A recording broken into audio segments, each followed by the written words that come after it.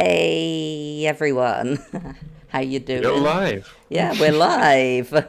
Yeah, so Hello. today I'm joined by the lovely Kenzo, who is the reason why I started this whole raid thing, and Mr. Red, who is like a really popular YouTuber that can make. He's running around right now. He's over there. He's like a really popular YouTuber who does really cool stuff, and you should all go follow him at YouTube, Mr. Red. So basically, this is a question and answer stream.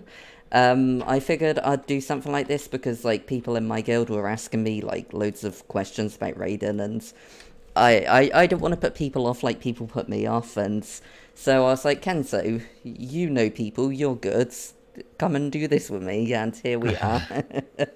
Yeah, so if anyone has any questions, just spam them in the Twitch chat, and I will point them to these guys. They're probably also in the Twitch chat looking. So, and I hope many people in the DERV static are here too to ask questions. I also need to stop looking at the guild chat in the thing because that's irrelevant. So, I'm gonna start us off. How long has Mr. Red been raiding actually? Because I know Kenzo's been raiding 5 years. I only have been raiding for 3 years. 3 years? And I originally started raiding because I wanted the legendary armor. I actually was not interested in raids at all. All I wanted was the legendary shinies. Okay, then why did you start raiding Kenzo? Because that's a long time to be doing this for. Well, I did start quite soon after launch. I think I got my first kill in the first week. I was lucky to be in a group that managed to kill it, because many groups didn't. We didn't have the knowledge that we have now. Yeah. And what really kept me in raids was, once I had my first kill, I was soon the only person in a squad back then who actually had killed it ever. Oh, wow. And that sort of made me, people looked to me for guidance and for leadership. And I liked that role of leading other people to success. And that's what sort of kept me I really like raiding that. and leading. That's really good. That's sort of because you're sort of helping people, and you're still doing it years on. Like you haven't lost that sort of spark, have you? No, I haven't at all. I mean, I honestly don't have a selfish reason to raid at all. It really is the joy to see other people succeeding and becoming self-reliant that really gives me pleasure. Yeah, you took me to my first Zera kill on my first day of raiding, and I didn't know what was going on. Yeah, I thought it was when we met, it was in an open world meta train, and a lot of people haven't even tried raiding at all. At least from statistics on efficiency, what you can tell is that a lot of people don't even give it a try. Yeah. So I thought, if I can make someone from open world who is leading get into raiding, then maybe he can spread it among his people as well, and it would sort of revive a little bit the raids. Yeah, and we have definitely been doing that at DAV. Like, not just me. Obviously, there's people that have come and gone and been lost to other MMOs and stuff, but I'm still working hard and trying to help people, and obviously Rico's started the static with us, so we're learning. Yeah, we're getting there. We're doing, and obviously giving pugs and new people the chance to sort of join us and give us any help in that. Anyone in the Twitch chat, if you have any questions about specific things, because it's always the beginning, right? Yeah. When you're learning raids and stuff, that's the best. When you're discovering and figuring out how to do it. Oh yeah, it's Please. yeah. Well, I remember that time when I did my first CM with you guys. I don't know if you were there, Mr. Red, but I did the first CM and I got the pink box, and I was like, "Oh, look what I got!" Which one was that? Your first CM? My first CM, I think it was the first boss of Wing 6. When's your demo coming? Already done. Yeah. The one with the swords and the shields? And Yeah, stuff? yeah, that one. I don't like that boss, it scares me. But yeah, it's I do like Kadim 1 though. That's I think that was like on my first raid day with Kenzo, I did Zera, Doom, and All Wing 6. Not sure you're supposed to start with them ones. Yeah. But you know, we was hoping that I was gonna drop something good on Zera, which is why we. Ooh, I like this question of neutrino. Oh yeah, go on, read it out then. Is there a resource you use to remind yourself of boss mechanics, etc., or do you have simply just remembered it all? I like that. I mean, I have used resources, but not like in other games. Like if I have World of Warcraft, I have like these programs that literally just tell everything. Like go there, this, that, blah blah blah. Like Taco kind of does that in the past, and honestly, I have used Taco in the past, like for a Saboteur on the cannons. I was a filthy scum that used it for that. But these days, I mean, you don't want to rely on like odd sources like that, right? You want to know everything by hand, kind of. So, like, if you don't have Taco, you still want to be able to do the boss. So I guess for me personally, I just remember everything now. I don't use anything at all anymore ever. But I definitely did use it in the past to learn it. Like for example, for Doom as well, like the greens, I used like a little post-it, like put it on my screen, looked at the timers and stuff to remember it all. But these days I just remember it on a different way. It's not like literally theoretically that I will know like, oh, it's 9:30, it's that star at that point. It's more like the fight and the mechanics because you've done it so many times. Like you just like there are always patterns, right? You're on this spot, he's doing these mechanics, blah blah blah. You know what's gonna happen. Nothing surprises you anymore. Kenzo, how about you? I remember when I raided with you guys the other day and I kept speaking from 5 years ago. Someone was kind of annoyed by that, but I'm going to bring it again. So sorry if you're into Twitch and hearing me. When I started raiding, we didn't even have markers. We had those attack defense markers, but we didn't have those different color markers. So when we did Saboteur in 2015, we tried to use those markers. We tried to refer to north, south, east, west, and we had a sound cloud telling us what to do. So relying on things like that is not really a good idea. Obviously, over time you will understand that things are repetitive. It is a game after all, and it's not really new every time. But what I think is the most important thing, not only in Guild Wars, is that you learn to understand precursors of actions. Because you need to be reactive to things. That way you will never have to learn anything by heart. You just need to understand the symptoms of something, and then you will know what's going to happen next. Yeah, that's really good advice, and hopefully people in my static will learn that, because obviously we're still very new. It's like our first week with me, and so hopefully one day we sort of get to that point where we do automatically know what we're doing, and it is sort of like the pattern and following and that.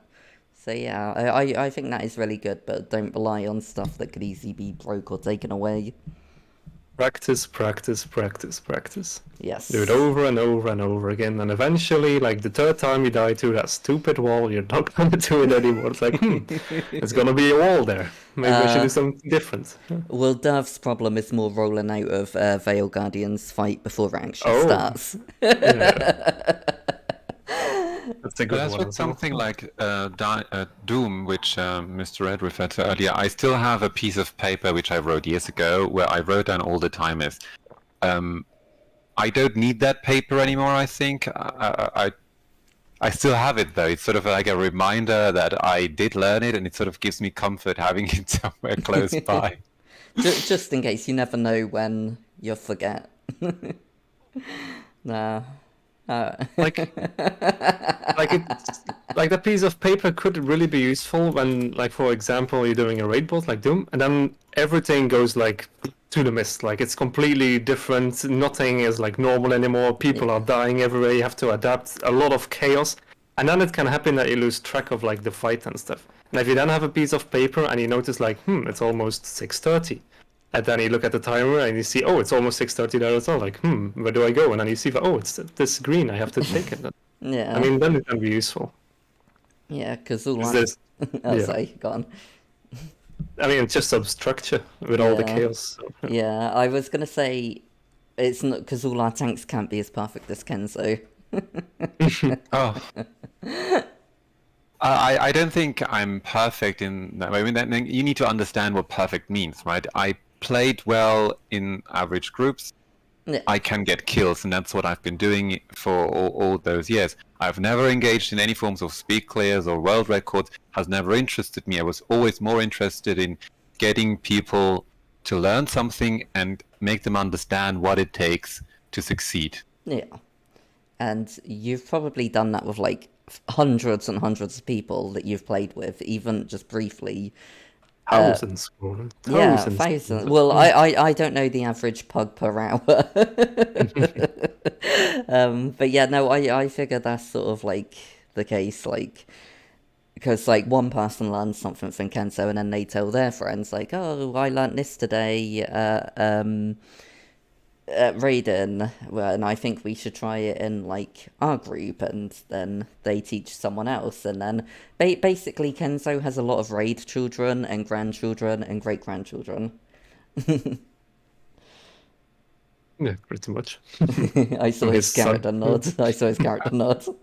I mean, it's nice to see, like, when I meet someone and that someone, grows into an excellent player and suddenly they have, prestigious guild tags behind their names. It does make me feel proud to be able to say that I was there at the very beginning when they started raiding. A good friend of mine was someone who is now in the competing in the raid league.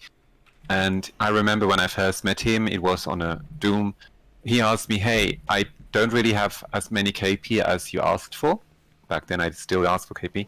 Can I still come? And I gave him a chance, and he was brilliant, and he keeps being brilliant. And I think that's something that really makes me feel proud. And that's what really, keeps me in the game. Absolutely. And the fact is, like, even though he had less KP than what you wanted, you still gave him that chance to prove himself, basically. And that's what I like about you. You don't sort of say, oh, well, you need to have like 200 Doom tokens. You're not allowed to, if you don't have 200 Doom tokens, you're not coming in, that's it. And if they've got like 198, it's like, oh, well, get fucked. Go fuck yourself. I'm sorry. It's also often like the people that actually ask to get in the group, even when they don't have enough tokens and stuff, those are often like the best people. Because they are actively trying. You can see they're trying to get in. They're putting in some effort. Oh, for sure. Yeah, like 30 Doom KP, for example. That person can just be like carried every single time or slacked or whatever, doesn't really put any efforts in. Well, that other person that doesn't have enough, he's like, he wants to kill, he wants to get in. You know, if you give him a chance, he's gonna do his best because you've given him this chance. Absolutely. There's another question here. What ballpark DPS should I aim for as a minimum when joining casual or pug groups, so I'm not letting the side down? You guys know about the numbers. Also, Eotis has been here. We had a little discussion about that, right, Kenzo? Like with Sturras on the Discord a while back. Do you remember? Yeah. So vaguely as well. Like, it's a bit hard of a question, I think, because every group is kind of different. And what is the goal, I would say, of the group? Like in perks, you tell. So the goal is, I guess, just killing the boss. So yeah, what kind of DPS should you do? Well, obviously, you don't need to do the benchmark, right? It's not needed. But you also don't want to do absolutely nothing and be like a letdown to the group. So it's, I don't know. I would say like stir kind of like around 80-ish if you want to like be a good person, like 80% of the benchmark. I think if you do 80%, that's like already like really like good job, nice. Can I just, because I can't watch a stream and be on my computer at the same time. My computer's just so sorry for that. Absolutely. But as for the question, was the question in general how much DPS one should do, or was it with a specific build designed? No, in general. In general. I'll post it in Discord. Yeah. Oh, thank you very much. The thing is, you need to understand, like, if you play an average build that has been designed by people on that website, Snowcrow's website, it is not difficult to get to 80%. So don't forget that the effort it takes to get there isn't great. The return on investment isn't, massive. But if the question were, can I play anything and what should be the acceptable amount of DPS, then that question would be more tricky to answer, because if you play a gear which is not really, designed for like DPS or boon uptime or anything else, then it may be very, very difficult to reach a number where you were somewhere on the same level with everybody else. So reaching 80% is not difficult. So even if you put little time into it, you will still be able to reach that level. Yeah, I mean, it's not for everyone though. Like not everyone is as fast as learning, is as fast and this and that. But 80% is definitely reachable, I think, for everyone with some practice. Yeah. And there's still like a lot of difference between doing a rotation on the golem and doing that rotation on the actual fights. Like I always say, like if you want to be good at DPS, 60% is like your DPS rotation, 40% is knowing the boss fight. So even if you have a really good rotation on the golem, like if you don't know the fights and don't know how to manipulate your rotation or how to put it on the boss, like you're still not going to do the maximum amount of DPS. So yeah, you kind of, I mean, it's not required, of course, but if you really want to optimize yourself. Yeah. In what Misterred is saying, there's also, you can't play every class equally as effective on every boss. They vary. If you look at YouTube videos from different raid groups, you will see that, like in full clear videos, you see that they swap their classes. They bring more efficient DPS classes on specific bosses. So it's not like just because you can play a good, let's say, powered Dragon Hunter with a good benchmark that you will be, very effective on something like Lagos. Yeah. So be careful with that. Yeah. And then it all comes back to how far do you want to go? Like, do you want to have like 3 classes? That's already a lot for people. Or do you want to have like 6 or 10? Do you want to optimize for every single boss fight separately? Like, that's a lot of work. Yeah. You could. It's not needed though. Yeah. There's a lot of freedom in the raids, to be honest. With the current meta and so on, I would say, like, whatever you like. Obviously, things are better, right? But you still can perform pretty damn good with everything. But yeah, if you want to like optimize, you want to play something different. There's also the thing of solidarity. You play in a team, right? And when I met Dolph, he came from an open world. He's never heard of a rotation in that sense before, where you need to, deliver a certain level in KPIs. Never done that before. But we were still able to do raids and complete raids with him, even though he wasn't playing on a specific level. So it also comes down to the group. If you're willing to take on someone who is not really like performing on the highest level, or is there someone who wants to play an alternative build? Are there people who are willing to, so to speak, carry you, right? Because on some bosses it's difficult to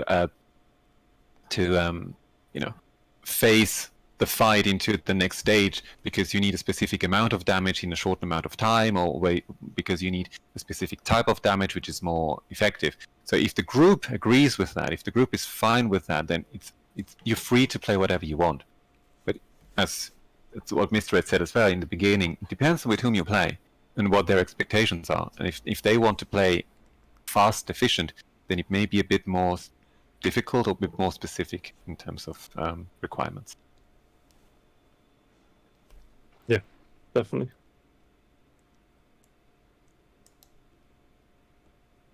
Yeah, sorry, that was I was just trying to I was just taking it down. Oh, here's another question for you from Eotus. What can I do as an individual to help learn my role / build, and how should I be reacting to particular boss mechanics? And to be specific, Eotus is our druid from Static. So is that question specific for you as a druid or in general? I have to wait for it to catch up. Also, Yeah. Eotus put that cake down that was down a minute ago. He always does it to me. Yeah. There's cake? There was cake. Oh, I somewhere. missed it. Yeah, you missed it. Eotus always puts me cake down every time he's in a map with me. I saw Darn it. him here. Mhm. Yeah. And The cake is a lie. Adrian! Adrian's here, and the cake is not a lie. The cake is Adrian. delicious. What can I do as an individual to help? Is it? I mean, how do you answer? What can you do? There's a lot you can do, right? There's so much like different options and things. He just stump them. I think when I start learning a new class or something, I always kind of like check them out on YouTube even first and stuff. Watch the Snow Crows thing, kind of have a look at it, read it, and even before I even create it or think about creating it, I look it up. What is it? What does it do? Why should I play it? And then once I like decide to make it, I honestly go to Snow Crows. I get all my gear together, and then the first thing I do is go to the golem. And just read. I just read my traits, read my skills, look how the abilities work, and have a little fun with it.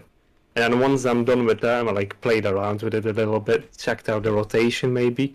I'll do some fun things, some easy things, maybe some strike missions or some open world metas, or just things that like require a little bit of combat, but not too much, not too heavy. And once those things are like going well, then I'll start going in the raids and stuff, trying it out. Maybe go to the golem back in between. But that's more like how to learn a class and not really how to learn a boss, though. So Kenzo, how do you learn your bosses? Well, I learned them because you need to see that in the context. When I learned bosses, it was when they were new, when we were sort of different in terms of builds, or simply put, we were bad. When I learned bosses, so we wiped a lot. So there's a lot of knowledge coming from failure. So that makes you understand what's difficult for people on the fights. That's what I saw in the beginning in 2015 with Veil Guardian. I knew what people were struggling with. And that is, in a way, a very good starting point if you really want to take it to that level. Understand what's particularly difficult for people. What makes a fight difficult, and what can you do, what can your class bring to make it easier? Right? Examples. For example, Xera, the fight that DERV does every week now, right? Pretty much, yeah. So what I saw when we started doing Xera in a specific way, people wouldn't shard clear, right? So I realized people didn't shard clear, and I also realized why they didn't shard clear, and it was because they didn't know where we were going to move and why. So I started telling people, teaching people where to put markers and why we put markers and why we need to go on the left side first and then on the other side, etc. Because they didn't know why it was relevant. And ever since I played with those people again, they know exactly why we need to shard clear, and they don't need to be told to do so. So you see, to make something more effective, you want to really help your group in that way, you would have to go through a lot of trouble actually training them, helping them understand why something is difficult. Or Sabbatha, people usually don't, like when we started doing it, most people didn't know that they had to throw, they didn't really follow the rotation. So what we did there was we started specializing. Specializing is a very, very traditional way, a very, 18th century way of making something more efficient. The economy is more efficient, more money for everyone if we start specializing. That's what we've been doing for centuries. So it's the same. If only one person needs to learn the rotation of the cannons by heart, everybody else can basically chill and just do DPS. If that one person on top of that can also get every single green bomb, then nobody else needs to worry about that at all. And that way we sort of increased our efficiency on Sabbatha by specialization. It also meant that if we lost that person for, let's say, absence, or maybe he died, then there was nobody else who could do it. So I realized that, if you really want to be good at this one, everybody needs to understand how the exact sequence worked and how to get, bombs or not get bombs in order for, to make it easier for everyone. So ask yourself, why is it difficult? What is it that makes it difficult, and what can be done to encourage people or to help people not to make it? Yeah, I really think the why is really important in all what you said. Like, why? Just constantly ask yourself, like, why? Because you have so many people, like, for example, like Xera again. They know the tank, they know kind of what, like, you have to go to the side, to the middle, but they don't actually know how to tank it. Which is weird, because you would think if you do Xera every week, and you would do it multiple times, at a certain point, you would look at the tank and see what the pattern is, you would remember it, right? But a lot of people don't, because they never really focus on attack. They're really focused on their self. So I would just advise to like think about everyone. What is everyone doing? What are the healers doing? What can I as a DPS like get profit from the healers that are doing these things? And the same when you're playing a healer. Like when do the DPS people need the most heals, the most boons? What will help them really?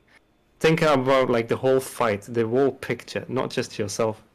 And that's gonna like improve you a lot as well. Yeah, that's really good advice. That like it's easy to learn what you're doing and what you have to do, but then you get to a boss like Slothazor, and then everyone is responsible for tanking and everyone's responsible for the poison. So yeah, that is really definitely.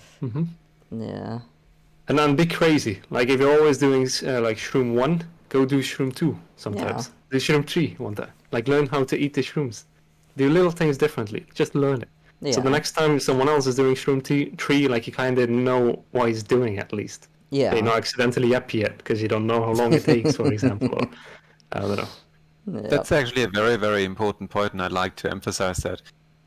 Over the years, I learned different positions, and then if you play a different position, you see the fight from a completely different perspective, and you also see what makes the life easier of someone else because you actually were there on the other side. If you only play one role ever, you will never really understand what a DPS player, for example, appreciates or what a healer appreciates, and that's something I only really learned when I started playing different roles in the raids.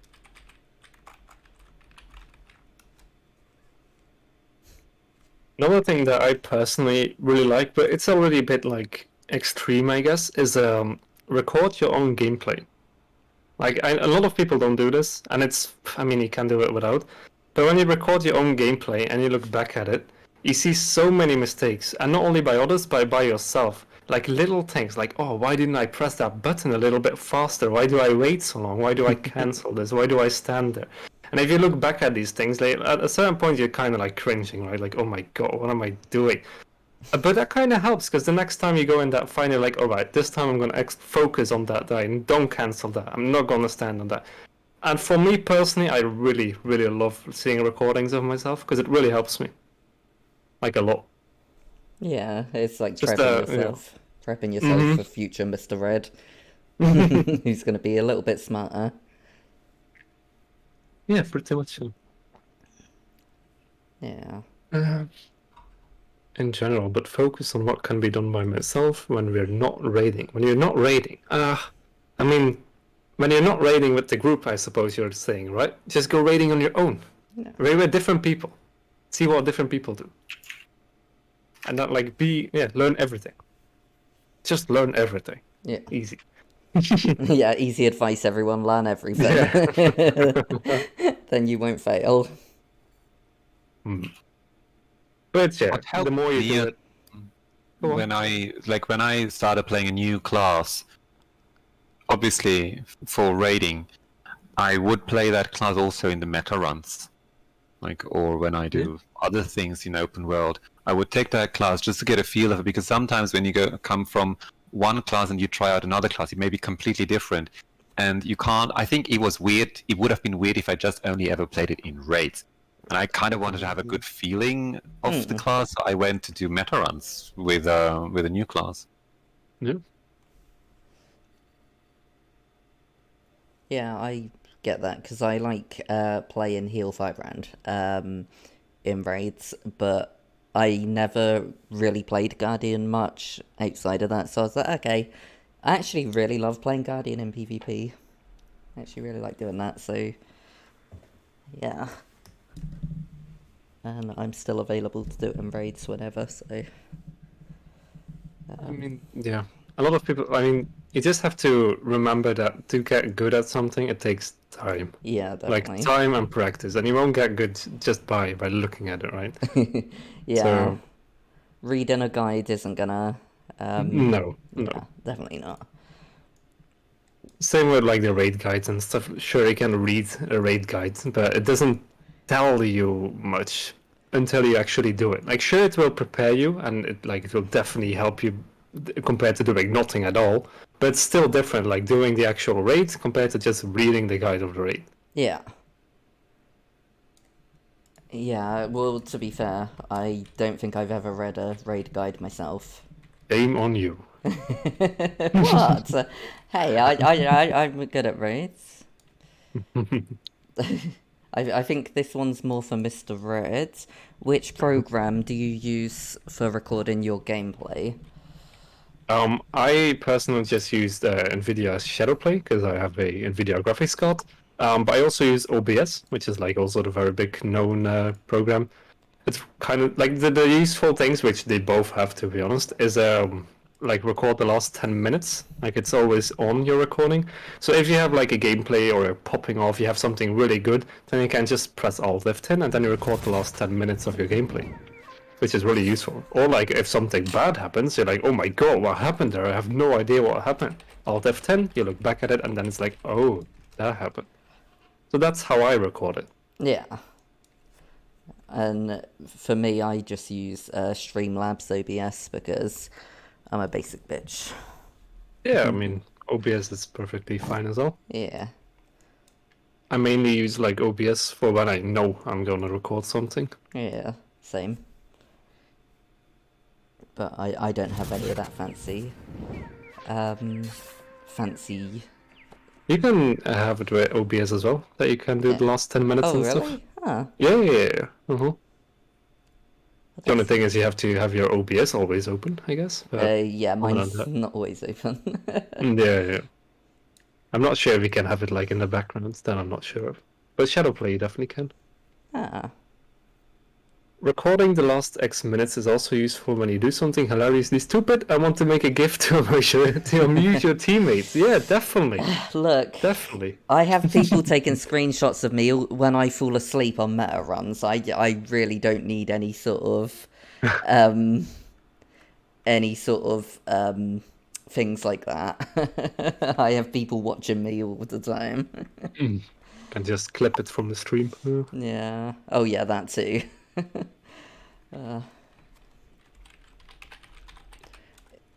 Something trio bomb Dolph. Yeah.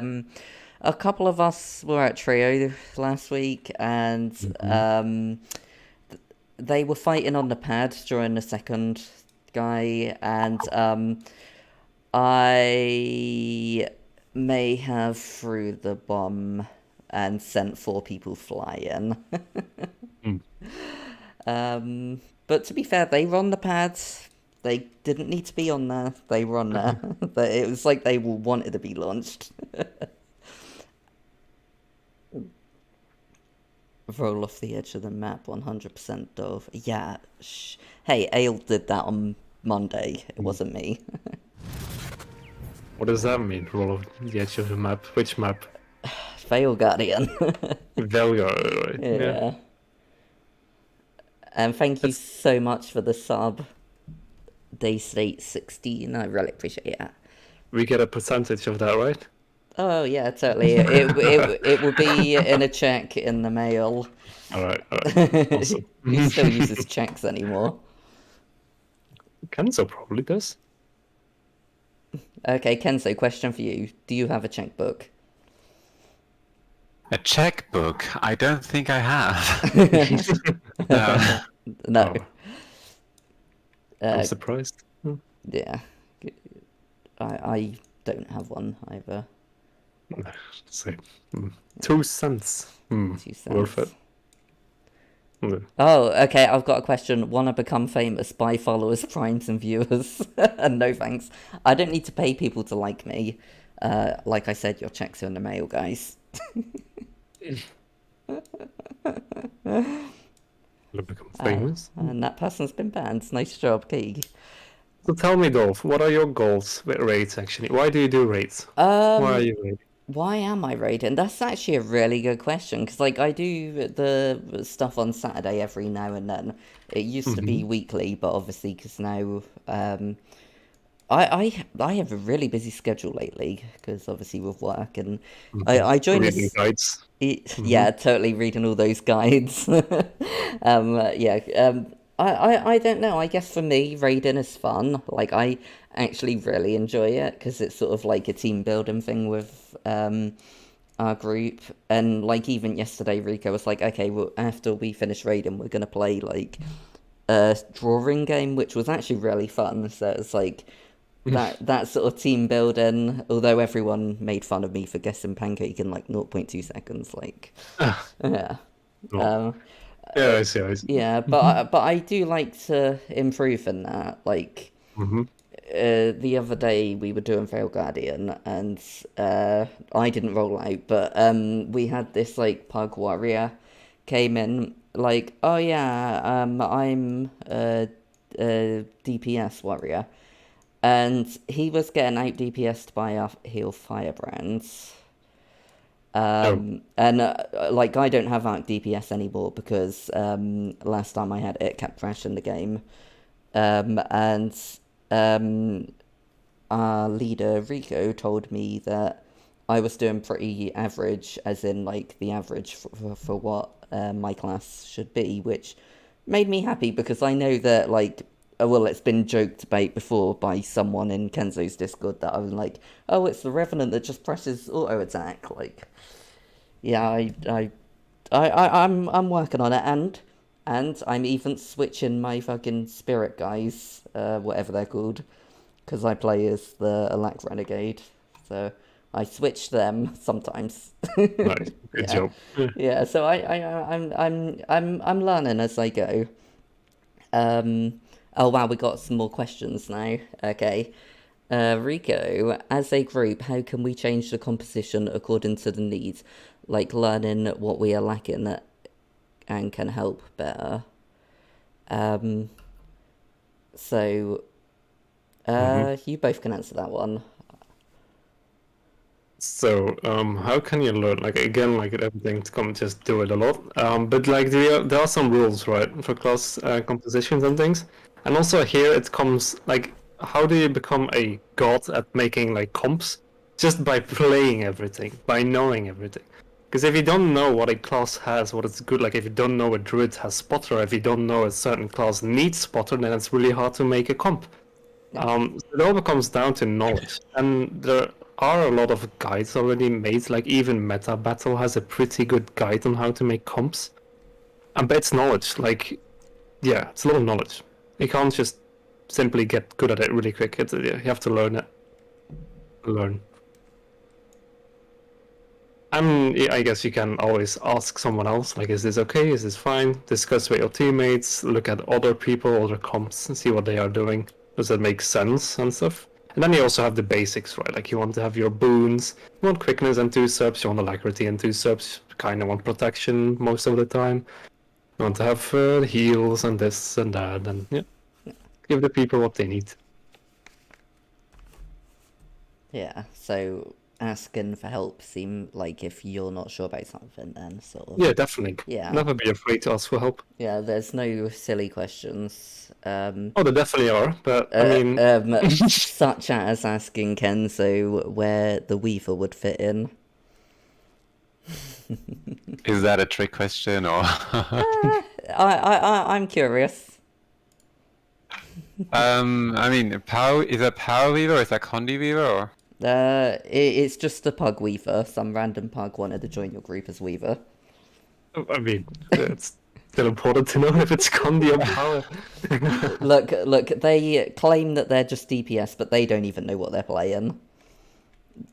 They just come from the meta train.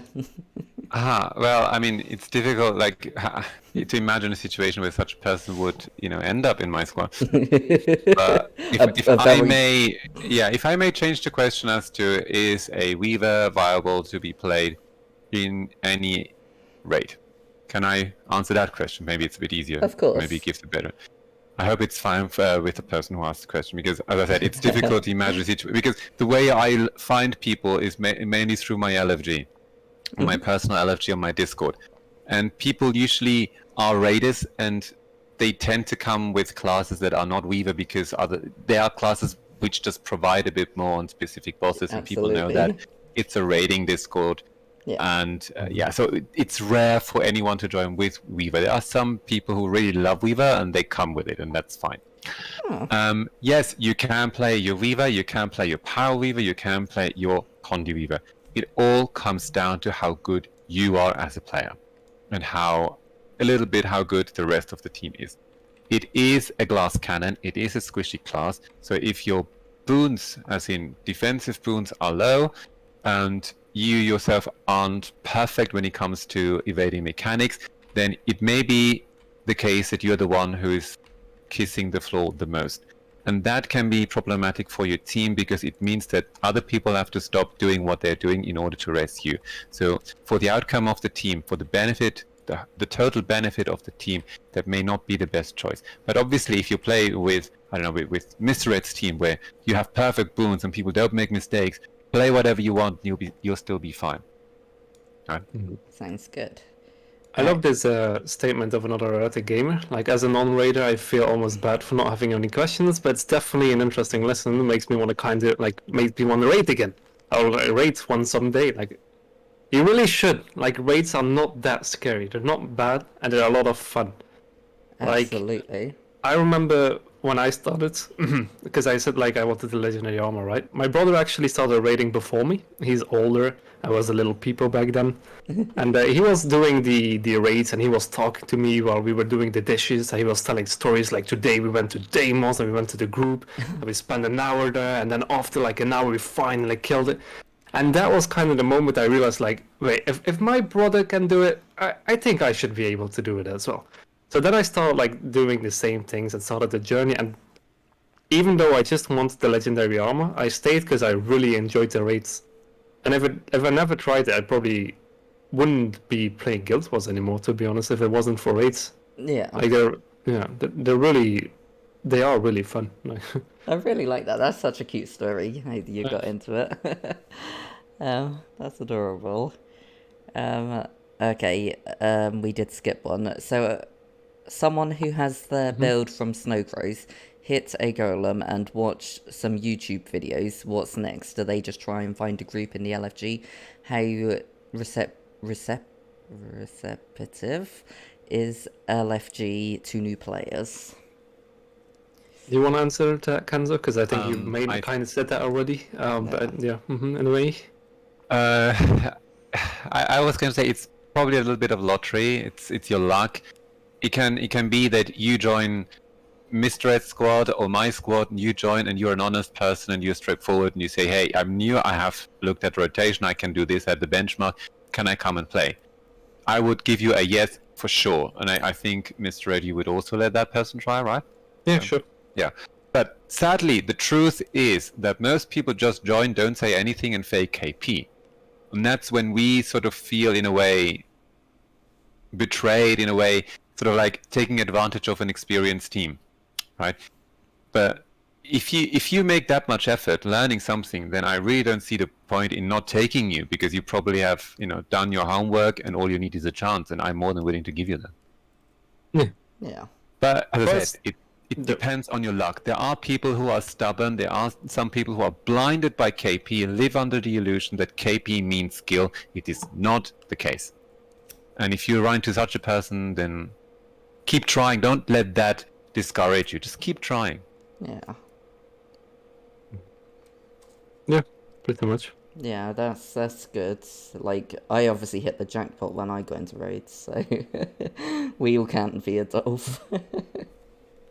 Okay. No, but Dolph, my goal was to get you into raids so that you can give this opportunity to other people, and I think you can probably relate more to someone who has never raided before than I, because for me it has been years ago. Yeah. And even back then, before the raids, I always enjoyed playing the difficult content in the game, be it in Guild Wars 1 or in Guild Wars 2. I always enjoyed playing that part of the game. Yeah. I know, I've sort of like... Well, because everyone made it sound to be like this really hard thing, it was just like, yeah, I'm just not into this. But then you came and here I am. Yeah, I enjoy it. And here's a question from Atrian. A question for any/everyone. Is there a role, class, or encounter that you did not get on with at first, and why? Oof. I have to think about that a little bit. Could you repeat the question, please? I can send it to you. Yeah. All that. Yeah. I'm just gonna go out there and say the Twisted Castle, because what the fuck is going on there? Why is that there?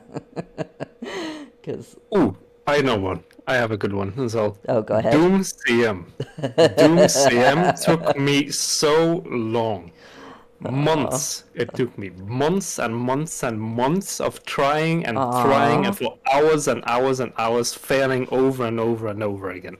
And that was annoying. Like, different groups. I joined every LFG I saw. I tried to make a little static with people, and every time we would get close, like we had 11%, it's 12 or 17, so many wipes. Was awful, but yeah, I needed the sim. Was the last sim I needed, so I had to get it, right?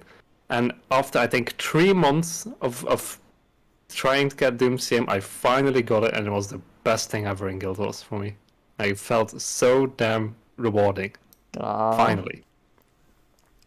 That must have been felt just like Amazing. the most amazing feeling in the world. Mm-hmm. Oh, I'm so proud. I wonder how many hours I've been on that boss, like, before I got it. Like, days. Like... Yeah, you really worked hard for that. Like, I again did not, but... But I have to say, if I were to answer that question, I can honestly tell you there was no encounter with it first try. None. Yeah. Nothing. Everything took effort. I always played with the people, the normal people, with my friends, and with some we struggled more, with some we struggled less. But there wasn't a single encounter which we could just walk in and do it. There was always a process of learning involved. Yeah. I remember I had one-shot boss ever in my whole, like, raiding thing, and that was Zera, funny enough. Like, I was doing the collection for the Legendary Armor again, and I had to kill Zera. That was one of the achievements. So I already looked up some guides and videos and talked about people, and they all were like, "Ooh, Zera is a pretty hard boss. It's the end boss. It's pretty difficult. It's hard." And then I just got, like, I joined this random group. I think I didn't have any KP, and I think they were like 50 or 30 KP at the time. And we just one-shotted it. I completely got carried. Completely. I probably had no idea what I was doing, but I one-shotted it. And honestly, it wasn't fun. Like, everything, it was nice, yay, Zera, but I didn't have that same rewarding feeling of, like, the Doom CM or anything. Because there I was proud of myself. There was a struggle that I had to get over and stuff. Yeah. For the Zera, I wasn't. It's just like, oh, nice, I have it. What's next? Aww. Yeah, it's I really think good. I was a player myself in every team, but I was also more so in the leading position of a squad. And for me, it was interesting to see how difficulty was different from one encounter to another, or from one wing to another. For example, when we did wing 1 with my first static, it sort of went well. And we were used to being good at wing 1. And then wing 2 came out. And when we did wing 2, we were wiping the first boss for hours. And it was so frustrating for the team, because we were used to being good at raids, because we only knew wing 1. We were suddenly bad at wing 2. And I really had to think a lot why it was difficult for us. And there I understood that the wings are different and the bosses are different. And there was a fundamental difference between wing 1 and wing 2, where in wing 1 you have specialized roles who perform, the role of a tank, the role of a healer, etc. Healer you have everywhere, but the role of a tank, being able to focus on a special role, was limited to one person in wing 1. Whereas in wing 2, suddenly everyone had to be tank, by chance. So everyone had to have that sort of mindset and realize, oh, it's me now, I have to do things. And that was a process that took quite some time for people to get used from one difficulty to another. And that was interesting, I thought. Yeah, it is interesting how, like, it's like it goes from one to the other. Like, oh yeah, here, certain people do certain things, but on the next one, like, it's completely the opposite. I like that sort of variety with the whole, that it's not all the same type of thing. That's really good. Another question from Adrian. A follow-up question. Let's say we get a new raid wing sometime after EOD drops. How would you approach learning and understanding new encounters? I think this is very interesting because it's also a bit unfair. Because like Kenzo, maybe have been raiding so long, and we have all the KP, we have all the LI, we have people. When the raid like that releases, we have no trouble with finding a group at all. Like we can find people and do the balls and try them out, see what the mechanics do and learn them. But even if I didn't have like the people, like last year or sadly 2 years ago with Wing 7, I didn't do anything with any people I knew. I just LFG'd on day one. I would say the first week is the most important week after a raid release. Because that's the week where you're going to get that 1 KP, or at least try to. If you have that 1 KP, you're fine for the next week, you're fine for the week after that, and that, and that, and that. But the first week is always also the hardest and the most fun, in my opinion, because no one knows what to do on the bosses, and you all have to figure it out. So just look in the LFG the first day, the first week. There are definitely groups who are going to try it. You're going to have the extreme groups who are going to ask like 100 Doom KP, blah, blah, blah, be good, this and that. And then you're also going to have the other groups are like going to be like, Wing 8, come and see, bring DPS. And just join those. Just join, check it out, see if you can do anything. And if it doesn't work, it's fine. Just leave and join another one. I agree fully. And it was exactly the same in 2015 when raids came out. I was lucky to be in one of, in the first week, in one of the first week's kills. And that sort of gave me the ticket to, join every other following, week. Need to get that ticket of that just like 1 KP, so the next week you can prove that you already killed it. Yeah, that's really good because like I obviously the idea that more raids could come out. I've never actually considered that, like how chaotic it will be for everyone. But I will definitely be there, sort of encouraging DERV to raid with us. Like it's the best thing ever. Yeah. Like I remember at Dina as well, like the pillars, like the amount of different strategies that we had for the pillars. Make a line, make a triangle, make a trapezium, make this, make that, a circle. Like, what do we do?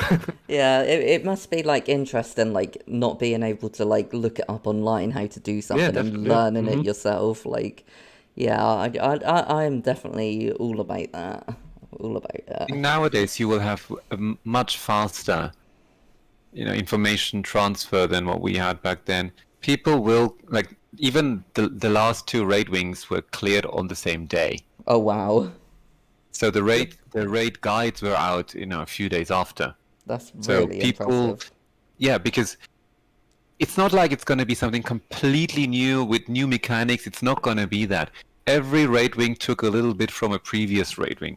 The bombs on Matthias isn't that different from the bombs on Sabbatha. So we understood quickly that we had to move with it. Yeah. Right. So you will find in whatever you're facing in your life, try to find elements that you already know. Relate to those first and try to establish what the differences are and then focus on those. And then you will easily find a strategy which works for you. Very interesting that you say that. Like it works the same with classes away. Like I remember years ago when I learned a new class, that was hard. Like I had to learn so much stuff. But now because I've learned so many different classes and saw all the mechanics of things, when I learn a new class, like it goes so much faster. I get it so much faster. Because I know how to do DPS, I know all the mechanics already, I know how to utilize those kind of skills. So it's just like, again, learning. Like if you learn, like if you know all the previous bosses, the new boss is gonna have the same kind of mechanics, maybe something different, but you know how to utilize the mechanic, at least from the previous like experience. So again, knowledge. Knowledge. Here in my garage. Knowledge is power. Yeah. Definitely. These are some long questions. Yeah, I'll let you read them out. I'm just getting my Ascendant gear together after 6 years of playing on and off. What's the best way to get Ascendant armor and weapons? And also, what is the best way to get into raids now I'm playing this daily? So first of all, I would kind of want to say, like, you don't need Ascended that necessarily for raids. Exotic is fine. Yeah, like, if you have a good rotation, you'll out-DPS all the perks with just exotic gear. So you don't need Ascended. Now, of course, if you want to maximize yourself, get the Ascended. So that's a lot of different steps, right, in the questions. How to get Ascended? There are, like, so many ways. I did so many ways in guilds to get Ascended. You can get it from PvP, from DERV, you can get it from strike missions, from fractals, from raid itself, you can get it from open world bosses, you can get it from collections, from the elite specializations. There are many ways to get Ascended armor. I would probably like read a wiki guide or some video about that, because there's a lot you can do. And what is the best way to get in raids? I mean, it's also best way, like in what sense? Best way for you? Is it in terms of, time effort, or is that, a monetary effort? It's a bit difficult to understand, like, what you mean as best way. How would you say is the best way to get into raids right now, Kenzo? To get into raids? Yep, that's the second part of his question. You're a people, you want to raid, you've never done it, what do you do? Obviously, you need to use the resources that you have. And the resources to get into raids are the LFGs, and there are the ones that are in-game, and there are the ones that are on raid discords. And there you have different networks which offer raids, where there are experienced people, where there are new people, and you can sign up depending on, whether it's open for everyone or whether it's just for a specific group of people with a specific rank. Try to use all of it. I think if you're not on any raid discords at all, it's probably easier for you if you're an EU, because most EU players still predominantly use the public LFG of the game. Whereas if you're an NA, they still tend to use their raid discords, preferably over the public LFG from the game. So the easiest way to get into it is probably just see if there is anyone on the LFG. I mean, maybe DERV can open his panel right now, and if you look at it, I mean, I'm looking at it too. Sometimes you see Spirit Veil newbies looking for guidance, so maybe you can tag up, go to them, and maybe they will find someone who can help them through the things. So there are sometimes LFGs looking for more of groups that are welcome to bring to take on new players. Sometimes there are teams that are already teaching. Right? There's another one, Daimos Training, looking for Druid and Handkind. So there are options on the LFG. If you know people, like if you're fortunate enough to be in the DERV guild network, I mean, you're multiple guilds now, in the DERV network, the door is basically already open. All you need to do is to, voice it, and then you can easily get into it. One thing I would like to add to that is, join every training you can in the LFG, join all the groups, but also ask for a chance. Just ask. Even if they ask KP, like if it's a low amount of KP, like 15 KP or something, just join and say, hey, I've watched the guides, I know what to do, I would love to have a chance, can I please have a try? Like, can I please try? And if they then say no, I mean, it's fine. They want experienced people, just leave. But if they do say yes, which honestly often will happen, I find myself, often people do give you a chance, then you get free experience, and just try your best. And if they kick you because you are bad, it's whatever, just try again. Yeah. Like the amount of times I've got, like when I started, I joined everything. I wanted every raid I could, like I wanted to get them all. So I just asked constantly, and a lot of times I got denied, like no, sorry, no, but that's fine, just keep trying and eventually you'll get in. Yeah. It's the same way how I got my first Doom kill also.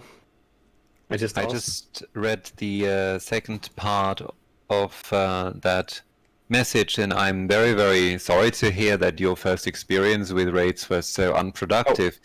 We haven't we haven't got to that one yet. Yeah. Oh, sorry. Oh, yeah, Samurai. Yeah. Okay, cool. Oh, we haven't got. But if you want, you can read it. Okay, but is that okay? And there's someone who writes, my first raid attempts and even kills were not LFG KP gated, but my group was ultra casual. 10 people, try, wipe. Someone went to the toilet, came back. Another one was AFK, came back. Next one had to look after the dog, and so on. For 10 wipes, it took us 3 hours. So I went for another group. I had the same experience. Made me assume that's normal. I can assure you that's not normal. That was extraordinary, and it's very unlucky that you were in those groups. Yeah. It is, but I do think there is some truth to it, and in a way that, like, if you are starting, you're gonna have the most difficult time in your raid career, like, ever. Because you're only getting in the groups where other people are also starting, which means those people are probably bad.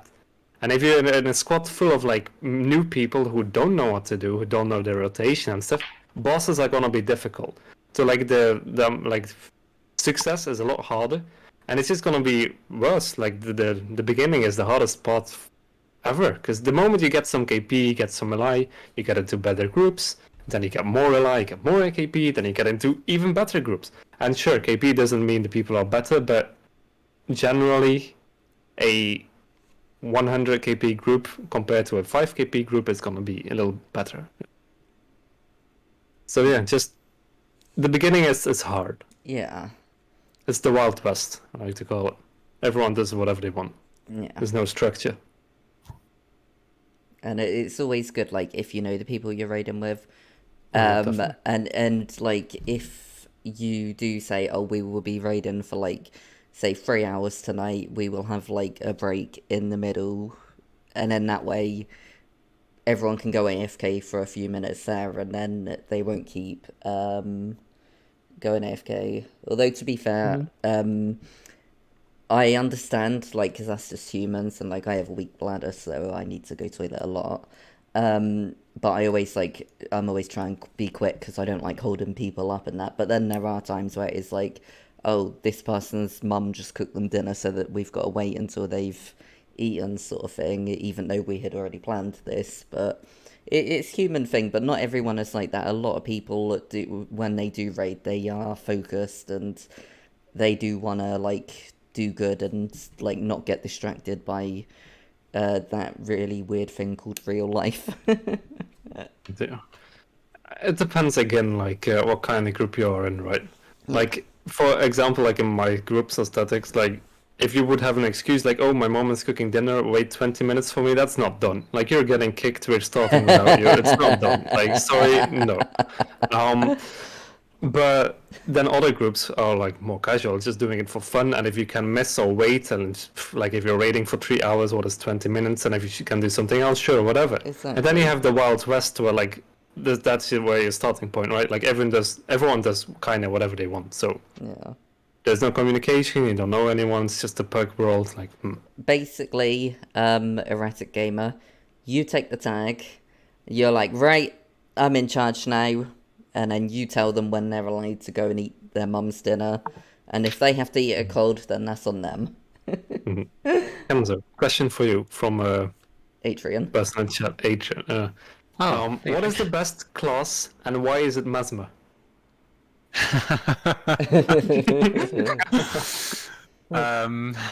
Versatility. It can offer so many different things that are extremely useful for the team.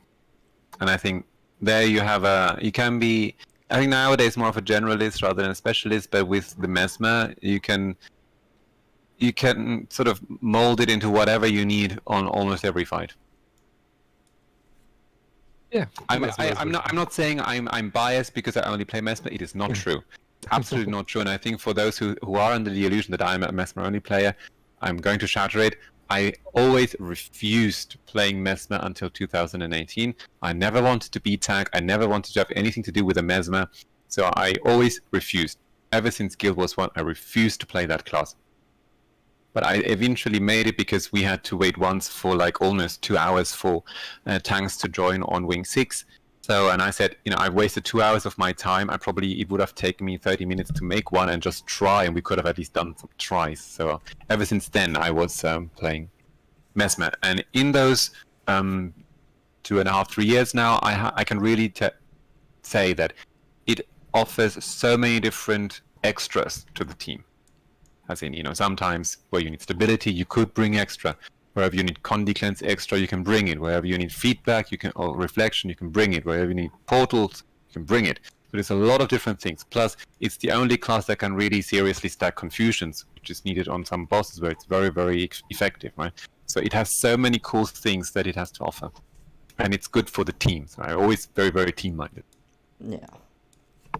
But calling it the best, though, like realistically, I don't know. It's hard to say that, right? Because it doesn't work like that in Guild Wars. I mean, best in what sense? Again, Yeah, it depends exactly. on Yeah. what does it mean. Like Mhm. I'm looking at when I make statements, it's always from the perspective of a static leader.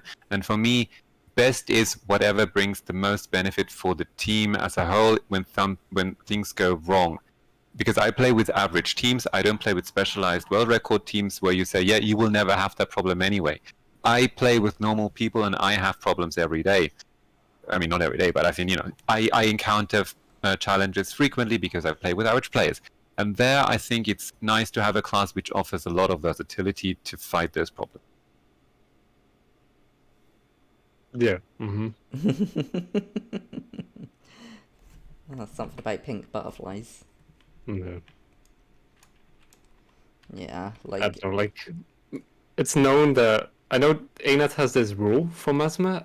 It's whenever they create new elite specs and stuff, even when the core game, it was always Mesmer first. They actually said that. They said they always work on Mesmer first. It's the first thing they do when they release a new expansion, new elite, blah, blah, blah. It's like their favorite class in a way, because a lot of like other MMOs have the same kind of like class or like profession like a Mesmer. So it's kind of unique to Guild Wars. So they do give a little extra treatment to it. Yeah. But then again, like in raids, like every boss requires another comp, and yeah, sometimes it's Mesmer. Yeah. Yeah. I'll tell you what Mesmers aren't the best at. Giving banners. They True. can't be a banner slave. Yeah, very true. Yeah. Not the best at healing either. Yeah. No, but I mean, it's not. But then again, bosses where mesmers are unparalleled, you wouldn't even Yeah. take banners. Yeah. No, true. Like Lago, the confusion Yeah. boss is like just Mirage. Like, Yeah.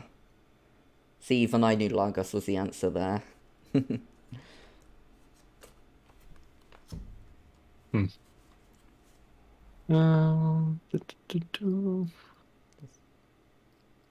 Think of butterflies. I'm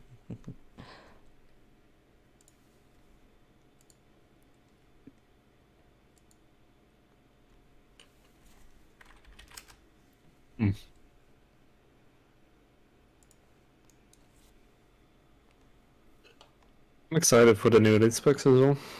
Oh, same. Anything in particular you guys are excited for? Just raids again. Like new elite specs kind of means a whole like new code for the game. Like every old existing content that you've done a million times now is kind of different because you have new elite specs, different classes. You can do different things, different possibilities. So Ah, Katie just got you a sub, Mr. Red. thank you very much. Thank you.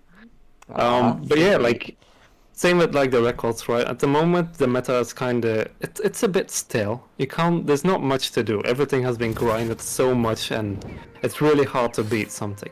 But once the elite specs are coming out, that possibly means we could get a new record on every single boss. Like who knows what will happen? Who knows? That was gonna be exciting for sure. Yeah, there's so much possibilities. Like we don't know. Like Yeah. It is always a new shuffling when new specs come out, or whenever we had big patches, it was always a huge speculation what's going to be Yeah. played. Yeah. I think that's why I also like keep raiding after all these years. I'm not tired of raids. I'm not. Like you would I don't know. You would think that after doing the same content for so long, you would be tired of it. It's the same boss, the boss, but I'm not. Like the patches keep changing, I get better. I keep learning new classes. I keep learning new strats, new things. This, that. I feel like with like different groups and stuff, it's always like you learn things in a different way because like I've like raided with like Kenzo and you, and like we've done things like one way, and then like we've got like I've gone and joined like DERV, and we've done like other stuff, like the same stuff, but we've had to sort of like adapt differently because obviously the skill levels and the like the years of experience and stuff. It's always interesting, and like for me, I know like a lot of people will like see a DERV raid and be like, "Wow, that was really bad. I could have done so much better." But we got the kill, and at the end of the day, that's a good thing for me. I mean, the most important thing is that you had fun, right? Yeah, It's a game. exactly. You have fun. We have fun. We get the And there's kills. nothing wrong with doing things differently. Different people require different methods, I would say, and different Yeah. groups do as well. And then eventually you'll get better, and then once you get better, you can adapt, do different things. Yeah. A good example is again Zero. Like, if you're new and you have all like people don't know what to do, you're not going to be able to stand in the middle of the platform because DPS is probably going to be very low, and if you do that, you're going to die. So you have to go to the side, and then you have to do another tanking pattern. Yeah. Or you could improve, you learn the boss, and then when people get better, you get a certain DPS check, and then you can just stand in the middle. Like, as you stand in the middle, the boss will go even quicker because you don't have to move or anything. Moving is always like DPS loss and elites almost, so. Yeah. Question. There's also something, if I can just add on Mhm. that statement that Dolph made, as in, when people watch you play, people should also see that you are a guild, an organization, a network that welcomes new players and gives them a chance to try out a raid. Yeah. And if you succeed with something like that, it's sort of like a startup company making its first profit. It's not like a big pharma corporation which makes its billions every year. It just doesn't compare. So there's no point in saying, I could have done a better job. Yeah. You're not in the same situation there, right? Yeah. And I think that's what I like with DAV, because like people are so easy to put other people off raids. Oh, you need all the best gear, you need to know your rotations, you need to know how every single little detail works. And like, well, you've seen the person who used to train in DAV and how small details they were sort of into. Whereas with me, when I learnt from you, I was sort of like, okay, this is what this does, and this is how we sort of get around it.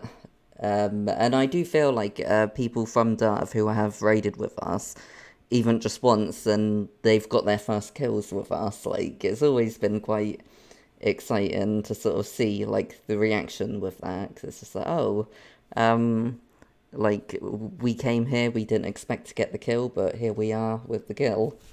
So, but yeah, I should also mention DERV is always open to new members, and people are always welcome to join. Like, we do our thing, like, our raids on Wednesdays and Fridays for the static. We still have 2 DPS spots open, and obviously people are sort of welcome if they want to come and hang out.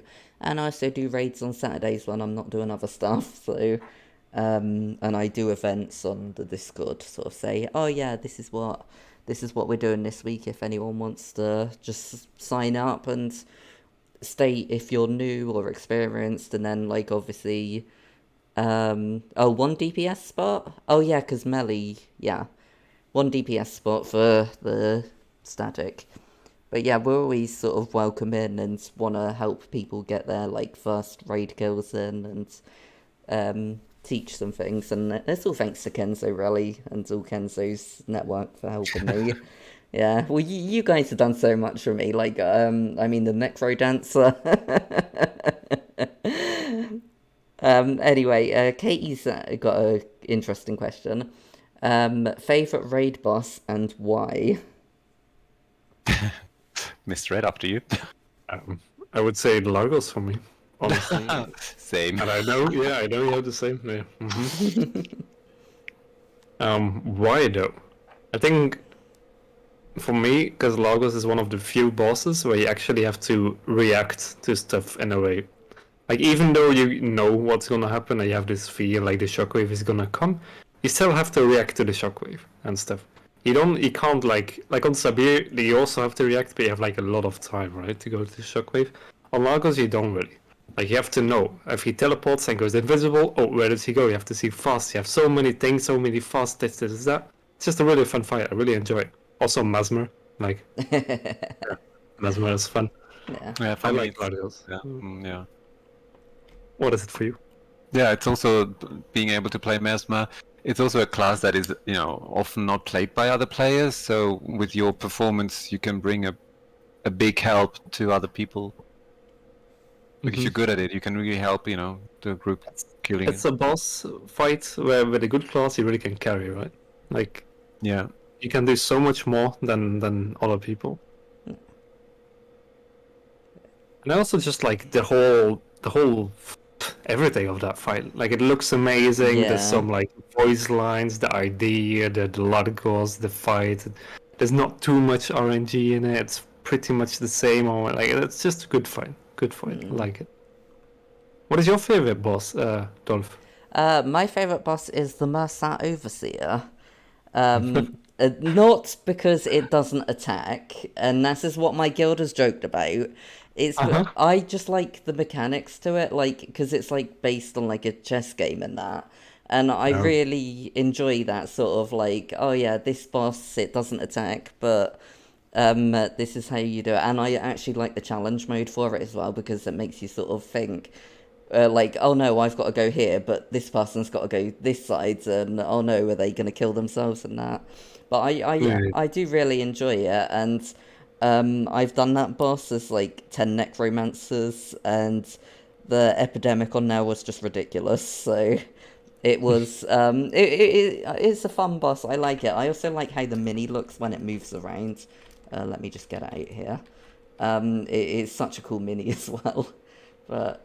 Yeah, it is definitely my favourite one. Like, obviously, you don't have to think as fast as Lagos, but yeah, where is he? Where's my little overseer? He would be with the right there. He is. Baseless speculation type. I had to smile a little bit now, Lord, when you said where you have to think as fast. Yeah. Because Lagos is probably the fight which is the most scripted, so that's the one where, once you have it down, it's just repeating itself. Yeah. But Whereas still, there are bosses where you have indeed an element of unforeseen things where you need to react. Yeah. And those fights are usually a bit more tricky for people to handle, I think, than Lagos. It's like Deimos as well. Like Deimos with the Deimos, Solus Horror with the walls, or even Wing 2 with random people getting random mechanics. It's always a surprise what you're gonna end up with. I guess you could say with me, I like the chaos of the random ones. Like, I know, like, you'd think I would hate Slothazor, what with the 4 hours of training DERV did on their first time on Slothazor. That was something special. And it was funny though. I actually like Slothazor a lot now that I'm sort of like I've learned how it works, and I do like the random sort of chaotic thing. So yeah, I like the chaos. No, I see. Yeah, and obviously Deimos is also my favorite because he's like, hello, have you seen how sexy that boy is?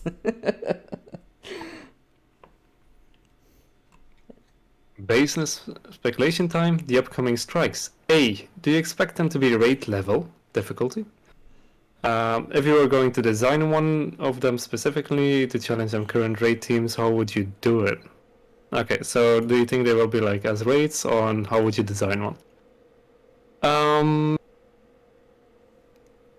I don't think they will be like raids. Will they be like raid level difficulty? Possibly.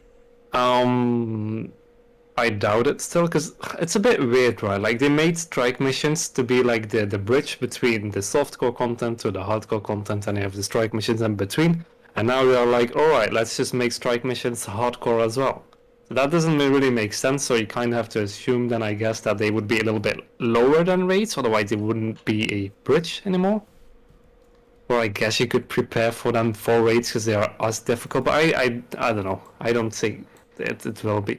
And even if it will be as difficult, they will never be raids. There will never be like replacements. People will not do them in the full clear. They're not part of a full wing. You don't have to like think about like swapping classes between bosses, this and that. They're different. That doesn't mean they can't be good though. I have my hopes up for them. Maybe. I like strike missions. I want to give them a chance. I'm ready. But will they be raids? I don't think so, in my opinion. They could be very good though. I mean, if you look at the existing strikes, excuse me, I don't think they're gonna be that much different. There are the ones that are slightly more difficult, like the And the bone skin.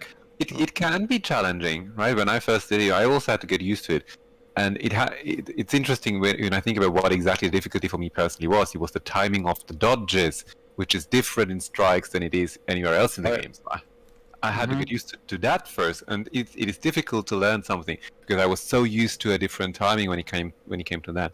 So, but speaking of the difficulty, it can be difficult if you want the full reward for it. It doesn't mean that you don't get the relevant reward if you don't get it down on that level. So therefore, there isn't really that sort of threshold as you would find with the raids where there's only one reward you get from the challenge mode. So if someone asks, I'm going to do this challenge mode and I want to see challenge mode KP from that, because you get a special chest and you can ping that and people will then believe you have done it, right? So you still get your bone skinner KP, even if you have a scuffed kill, even if you don't manage to kill the what's the snake one called? Mr. Snake. Mr. Snake. Sorry, I'm voicing the something like that. The snake one. I'm sure you guys know better than I. There is a interesting time limit too, and I sometimes spark strikes just for fun because I wasn't doing anything, and they often fail the time limit for the best reward, but it doesn't matter. You still get your kill, right? So it's sort of like there's no real incentive for people to go for a high performance on that one. On strikes. Also, Yeah. if I would like a strike, I'll be honest, I haven't even done the bone skinner yet, but I would like strikes for, I don't know, something relating to ore before Saitan fucked it up. That would be nice. But yeah. Someone please take me to the bone skinner and carry me. Also, there was a second B of that question. If you were going to design one, how would you do it? Yeah, I just answered that. But you guys go sorry. ahead. You guys go ahead. Do you need time to think? Because I thought about it already. Go. Yeah. So obviously, it would if the aim is to be to make something difficult, then what I would do is reduce the elements that make a fight easy. Routine, repetitiveness, a scripted fight is easy. People get used to it. You know what to expect. So it would be interesting if we had a boss which combines a lot more mechanics from pre-existing fights, so that way they didn't even need to invent a lot of different new things. They could just create a boss which can use all sorts of mechanics, and they would always randomly happen, so people would always have to react to what's going to happen. That would be a very interesting difficulty, because it is something where people have to be on their toes all the time, rather than creating this kind of tunnel vision on specific bosses, which are so repetitive after some time. Well, I would go in that direction. Yeah. I think I would do the same. Like, I like that as well. But I would also try to get some more like raid mechanic stuff in there, like tanks and stuff, toughness-based tanks. Like, currently there's nothing. A lot of strikes are just stationary. Like Shiver is stationary, the Whisper is stationary most of the time. Bone Skinner is stationary. Like, they're all kind of Framer is stationary. They're all just standing there in the middle, not doing much. Like, give us like some strike missions that really move. Like, give us a Deimos, a Doom, a Largos. The ones that move, often I find the more interesting bosses, because like you have the tank and blah blah blah mechanics. Like, it will be random, like you said, and so like some new stuff. Make them that a strike mission fight is not every time the same, unless you really put effort in it to be the same. Like if you put effort in it, then great. Make it failable. Make them hard. Like Bone Skinner is a good example. I like Bone Skinner, but make it even like better. And I'm not sure if we need those special action skills. Like they are kind of cool, but I'm not the biggest fan of them. Like scaling with the class specific stuff and things. It's a bit iffy. Yeah. Like on Whisper, it's fine because it's only for the CC. But yeah, I don't know. I'm not the biggest fan of that system. Also, the fact that like in strike missions, a lot of people don't notice, but you have like these 3 pylons in the beginning, right? And every week you get like different benefits when you like use a special action skill. Almost no one knows what they actually do, and that's fine because they're really not that important. Like one gives like some torment, the other one gives some quickness and stuff. Like it's Whisper of Jolmag. The name just came to me. Yeah. They said it in the chat as well. Yeah, I was Whisper of Jolmag. Thank God it came out now, because otherwise he would probably, wake me up in the middle of the night and I wake up, Whisper of Jolmag. Yeah, you just had to send us a message. I think also, what would I not do is no more Cold War not do like put 7 minutes and 30 seconds of just non-skippable content where disgusting. No, not for me. Then Forging Steel, I like to say it's not a strike mission, but more a vision of the past. Because it's not even the strike portal and stuff, so I don't count that one. I do think it's very good content, it's not a strike mission. Like, no. Yeah. It's like nice to do once and do the achievements, but then kind of never again, unless you do it with friends. I would not want to do that daily at all. Oh god, no. No, I already know which one that is, and yeah. It's long. I mean, what I would like would also take us in a completely new direction of discussion is in saying, I want elements that were there in Guild Wars 1 and, like the dungeons. On the whole, what it was you had to travel through stuff, through an area, and you had to do things on the way there. Right? We have dungeons here, we have sort of that, crossing, a distance. I would like to see that also in about a strike mission that exists out of multiple strikes. A raid wing out of strikes, yeah. It's like kind of like a little dungeon. Go to one boss to the other boss, then you have like 3 mini strikes. Again, you had those stations where you fought the boss, right? You have those events in between which no one really cares about. No one enjoys, closing the portals for 5 minutes. No, true. Right.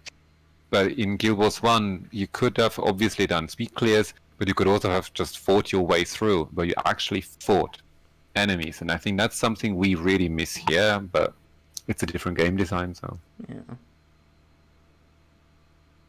That's a good point. Like, careful what you wish for, though. The player base is not ready for harder content. Source achievements like Slitherless or Whisper Boxing are only unlocked by 3% of the player base.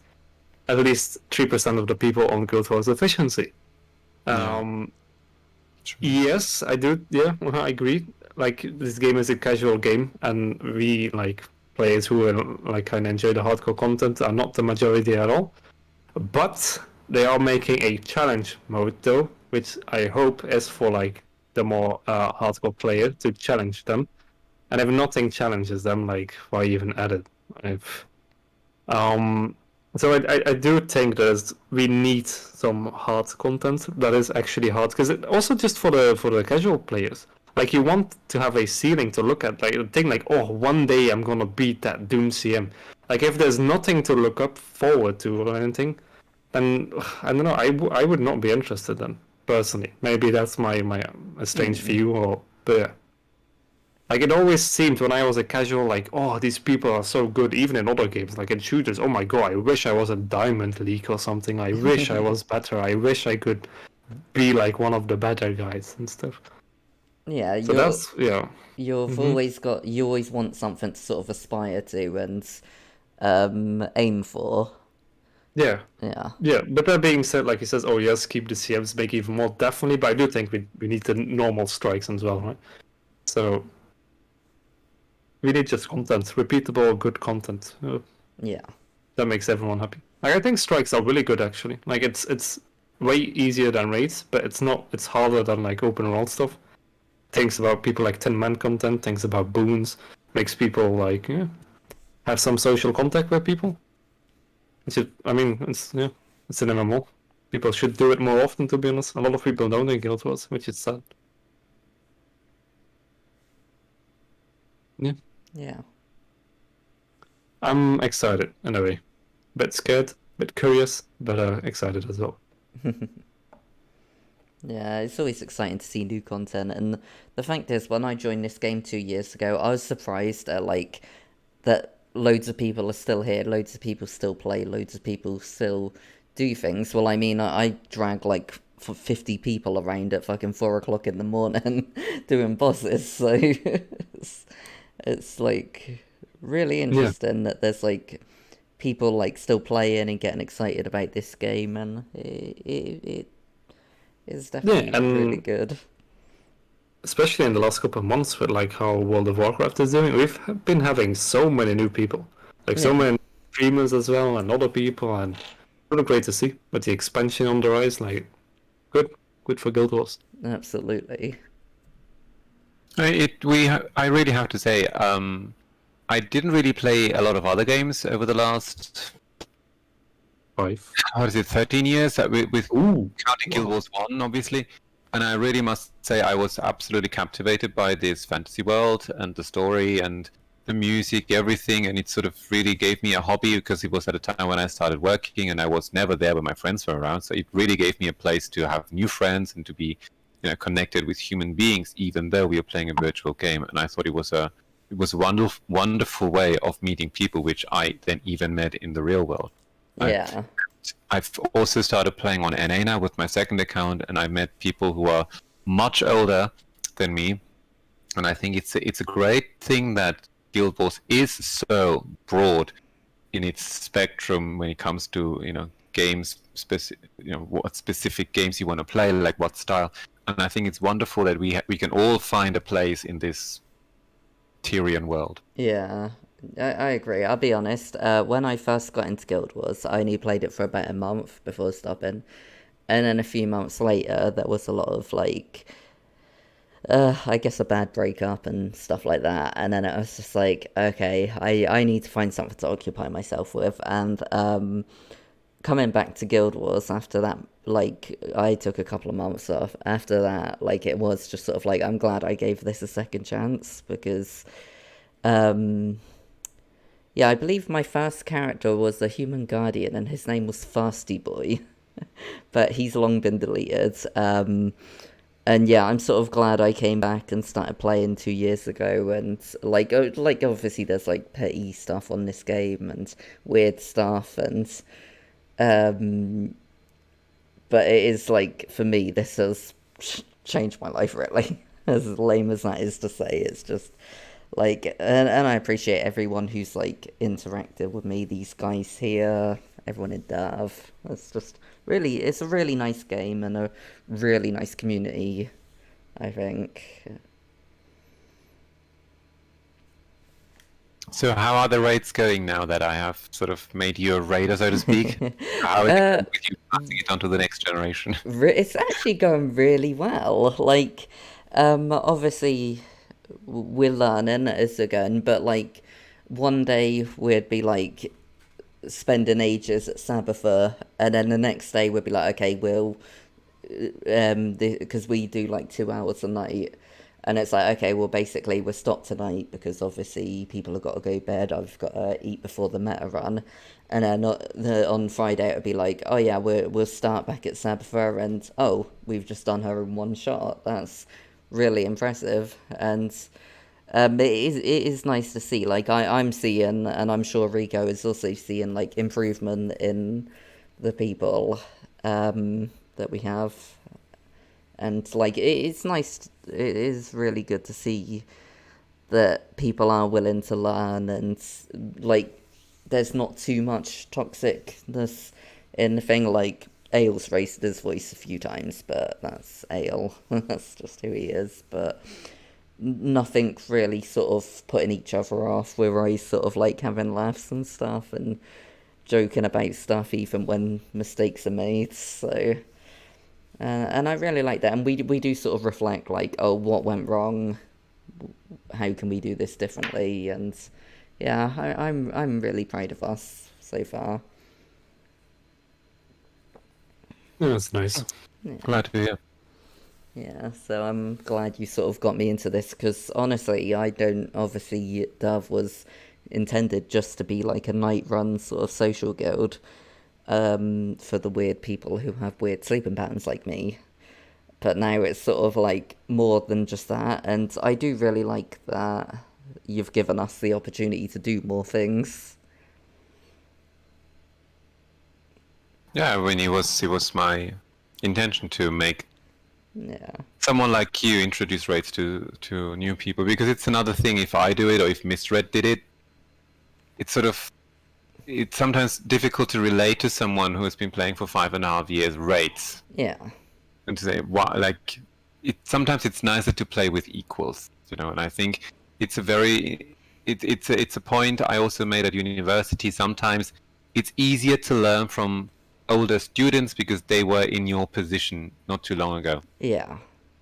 And that, in a way, is more relatable for new players. So if they can learn from you, Dolph, or from Rico, I think it's more cozy, it's more comfortable than if people have to watch Mr. Red's guides are perfect. It's just like sometimes you can be a little bit intimidated by someone like that. well, yeah, I've met people who have like sort of been afraid of you, and people who've sort of well, yeah, like because I've raided with people in your thing, people not necessarily afraid, but sort of nervous around you, and sort of like seeing you as this like whole mighty raid god, and like I've never felt that. When you first messaged me, I was just like, okay, this guy wants me to raid with him. I will get a build together, but like, obviously, it was just like you messaging me at that time. It was just like, okay, this is just some random guy who wants to introduce me to something that I'm like, quite frankly, scared of and not interested in. But so I was expecting it to sort of be one of those, oh yeah, we'll totally do this, and then we never do this, because it happens a lot in this game. You wouldn't be surprised, because I'm sure you've experienced that.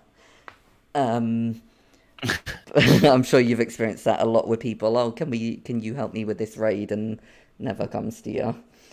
I'm afraid of Kenzo and chat. Rico's afraid of Kenzo. Yeah, but I think that's why I'm not afraid of Kenzo, because you approached me, and like, I don't know. Well, I remember that time where I said that like I didn't feel intimidated by you, and you just sort of gasped in shock, and it's just like, nah, you're not scary. But that's the thing. I think you are just not impressed by that. Yeah. You don't have sort of the same. Like, you don't have the ambition to become, a full-time raider, so to speak, and be good at that. So for me, it was more like, I can enable you to offer this to other people who don't have sort of the same kind of expectation who don't want to be like full-time raiders, who play other parts.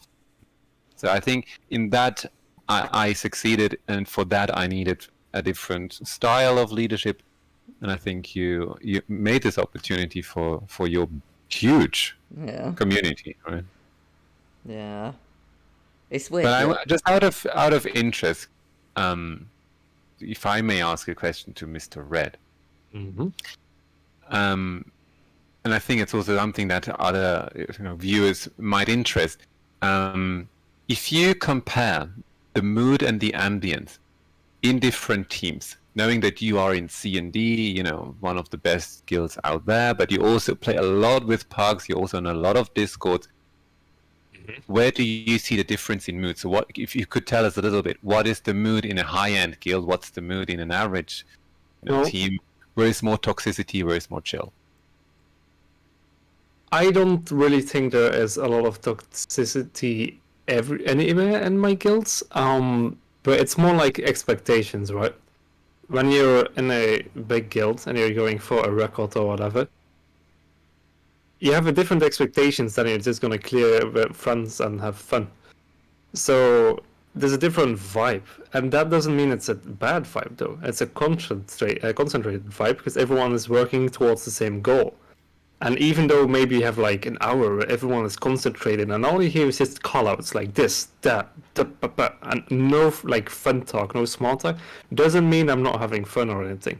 I am having fun. We're getting closer. I'm almost reaching the goal. We're getting better. I really enjoy it. And that's kind of the same for everyone in that team.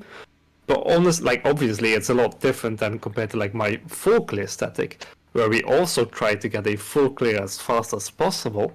But we still want to have fun during that, right? We're not going to have 2 hours and 13 minutes or something of just like silence. It's just we make jokes, we have fun. And then it also depends like where are you in the fight? Like are you on trio?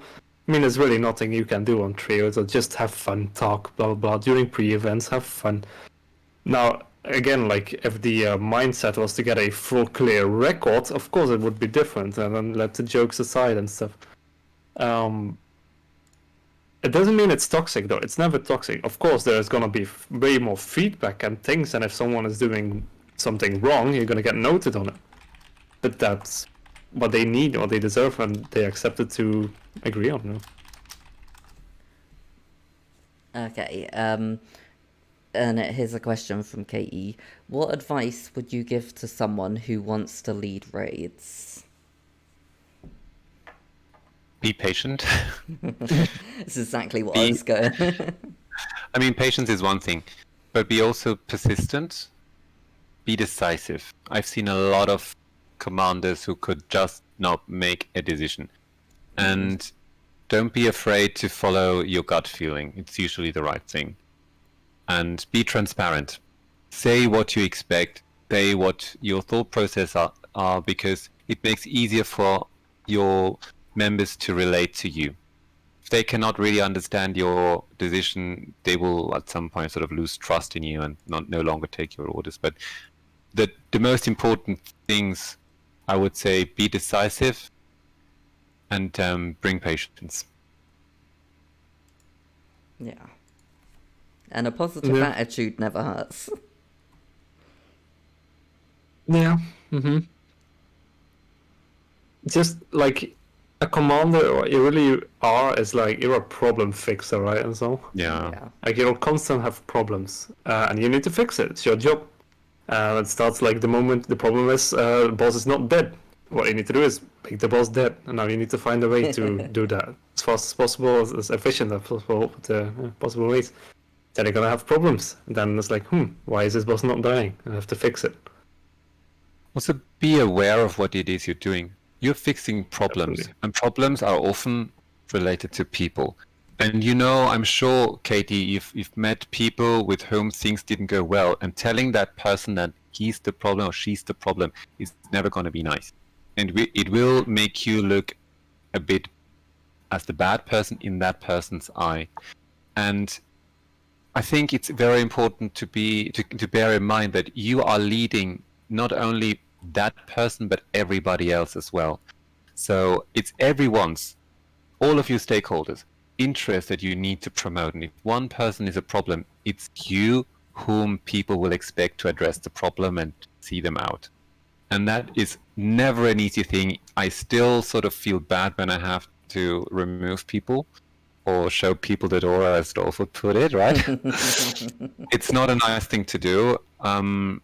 It's quite unpopular with people. People call me toxic because I said the truth, sadly, and don't think of me well. But I solved the problems as I saw them because I wanted to get the kill with the other people who were there. And there are people who are grateful for the fact that someone else is being the bad cop. And that's the reason why you are a leader, because you are not afraid of doing the dirty job. Yep, can confirm. Because if you have a perfect team and never any problems, then you would also not need a leader.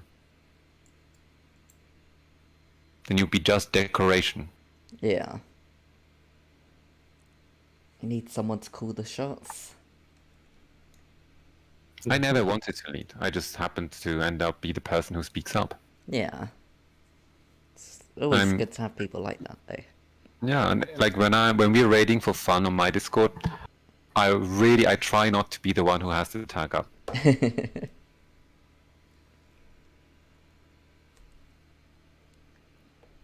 I used to lead a lot back in the days, like You constant. did? I did. Mm. I was the leader of like a static. I used to lead every LFG. I was constantly leading with friends. And at a certain point, I just got burned out and decided I'm not gonna lead anymore. Or at least not that often anymore. Like I still lead with the training groupies and stuff. And very, very often, sometimes I lead something in the LFG, but most of the time, just I don't know. Because the thing is, if you're leading, you have to look at so much stuff. You have to look at everyone. The LFG is your job. You have to make sure everything goes right. You have to kind of look at this, there, and I want to improve, and I want to focus on myself in a way. And if I'm commanding, I can't do that because I have to look at everyone. I have to do way more than that. So if I'm commanding, I want to be a good commander, and I'd rather be a good player. It's not my priority anymore to be a good commander. No, I fully agree. When I was still leading the static, I always made decisions that were for the best of the team and not necessarily for my own sake. So I felt like I didn't really evolve in 2 years. I just kept the wheel turning for the static. So I would never allow myself learning something new and risking the try to fail. And now that I retired from leading a static, it's wonderful how I get to play risky versions of a tank, for example, and how I'm learning so much now, and I'm really, really enjoying it.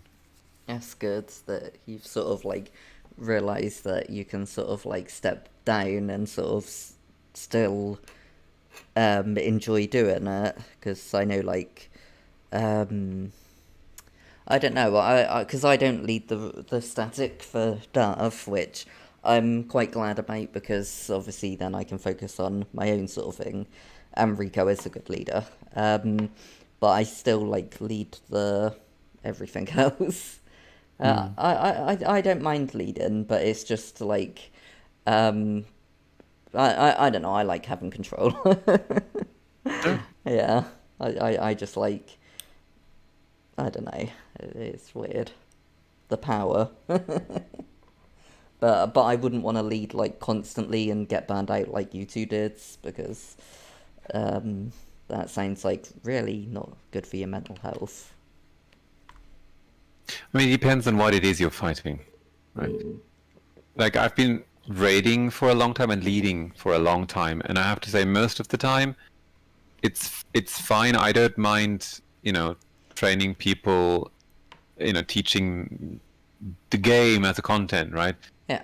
Where I struggle more with is when people have different sort of mindsets when it comes to the game. When the aim is to get a kill, people should respect that and sort of play the strategies we have agreed on. Yeah.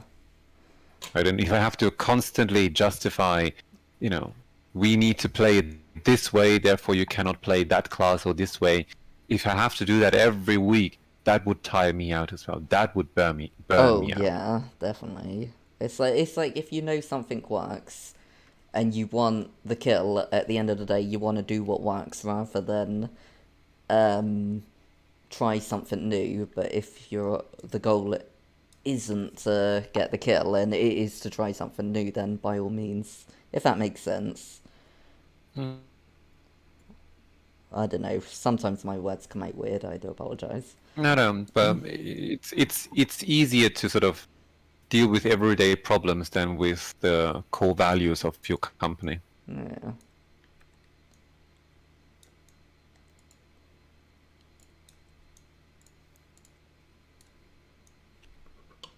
So do you have any goals with the static, as on what level? I mean, you want to play, or is it just let's see how it goes and then develop as you go, or? I guess right now we're developing as we go.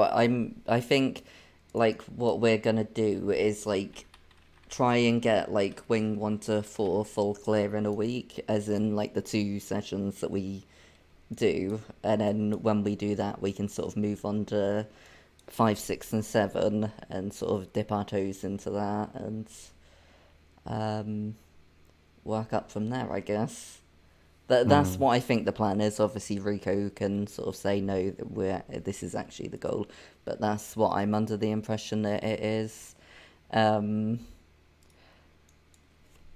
That's and that is like a good goal, because it's not like, oh yeah, we're gonna do every wing like straight away first thing. We're gonna go do Doom CM on our like next week sort of thing. But yeah, so we're sort of like building up like a ladder, I think.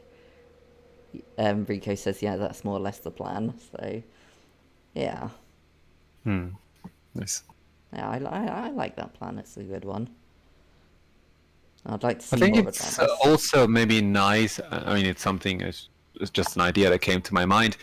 Like on DERV, there's so many people, and you have to think of it like a very, very busy shopping road somewhere in the capital, and you have hundreds of people, hundreds of thousands of people walking down that road.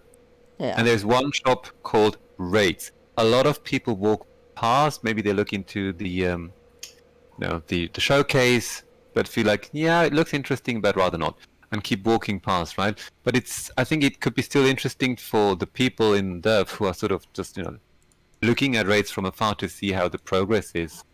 And then if you sort of could have like I don't know, maybe a rate diary, or I don't know. I mean, I don't know if you stream your rates, but like I think a rate diary could be interesting to for the others to sort of read up on, or still be part of it in a way, even though they're actually there, right? Oh, that could be a good idea, because like I haven't streamed any of the raids yet, but like obviously I do like want to ask permission for the whole static, that if it's okay to do that.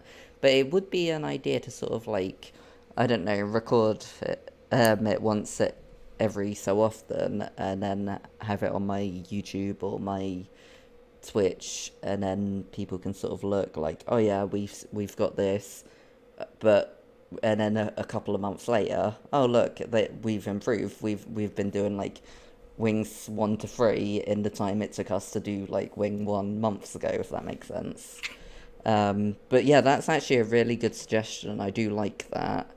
And like Rico says, our plan, it gives time for people to gear other characters, so obviously then we've got like people who can do certain things during the like Path of Fire wings and stuff. So yeah, it is gonna be interesting, but I will like consider streaming them from time to time, or at least just recording them and like cutting bits out and making videos of it.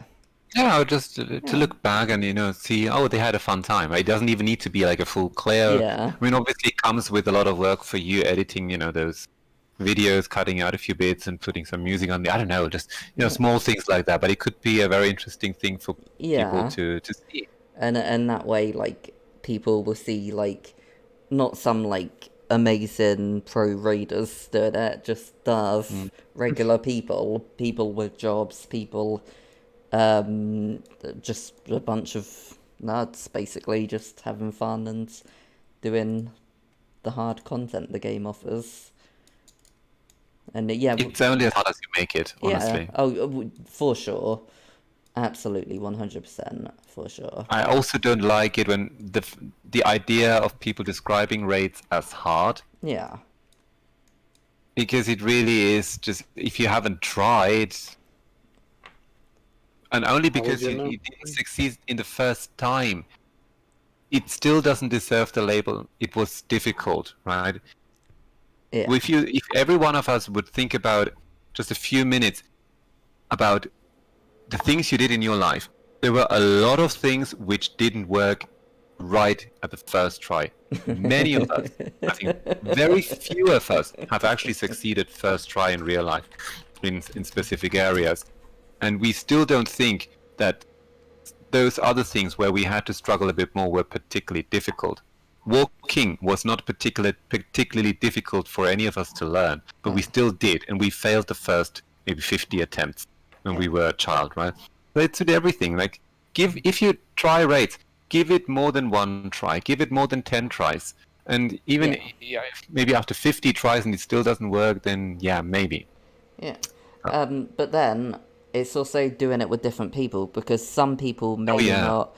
Like, I've known people who've raided in both your groups and my groups, and there's one person I'm thinking of in particular, and he still raids with us, but he raided with you like once, I think, or the guy he raided with the guy that left DERV before, and he didn't like that sort of training, like because it didn't work with him, so he just like kept joining with me, and now he's in the static. So, and I do always appreciate him being there. Amazing at DPS, but yeah, I think like some people aren't gonna like not everyone's gonna get on with each other. I've raided with some of your people that I've thought, oh, that person's a bit bossy and a bit strict. I don't really wanna. I don't really feel comfortable sort of like raiding with them. And it's fine to sort of say, yeah, I'm not vibing with these people, and then join a different group, and you never know, they could be like your best buddies, and then in like 6 years' time, you're all in a cabin in the woods together, having marshmallows and hot chocolate together. Yeah. Yeah. Which is what I expect of DERV in 6 years, please.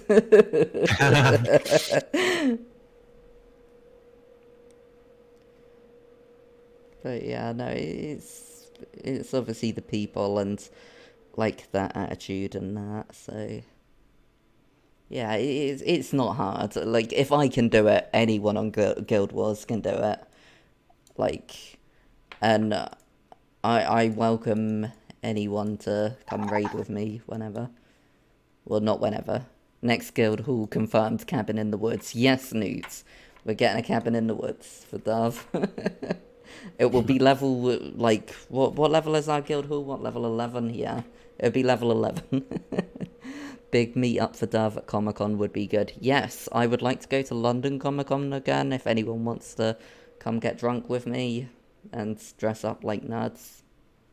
I'll dress up as Dolph. I've had experience in face paint, let's do it again.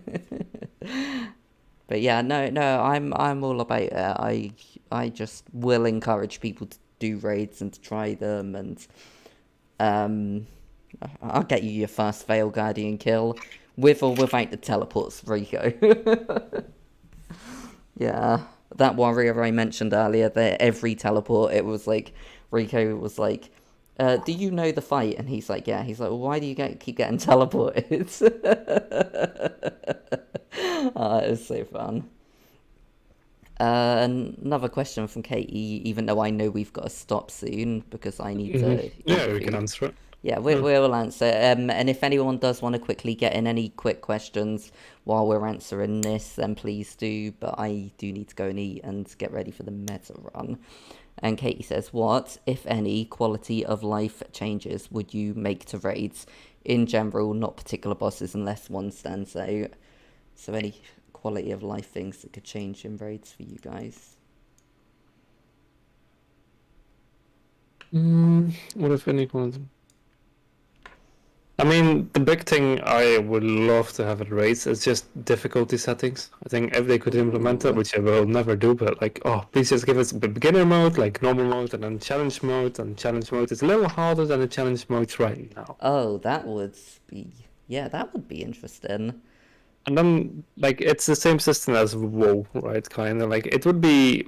Like the peoples that are just interested in like the lore, kind of want to test it out, they can do the story mode, the normal mode, or whatever, the beginner's mode, and they can get lore, they can some like a feel of the bosses, but everything would be easier than the normal bosses, which would be way challenger, like the bosses like they are right now, and then just really hard CMs for the real like people that want to challenge. Yeah, I like that. That's a good idea, and that way like beginners can learn without like.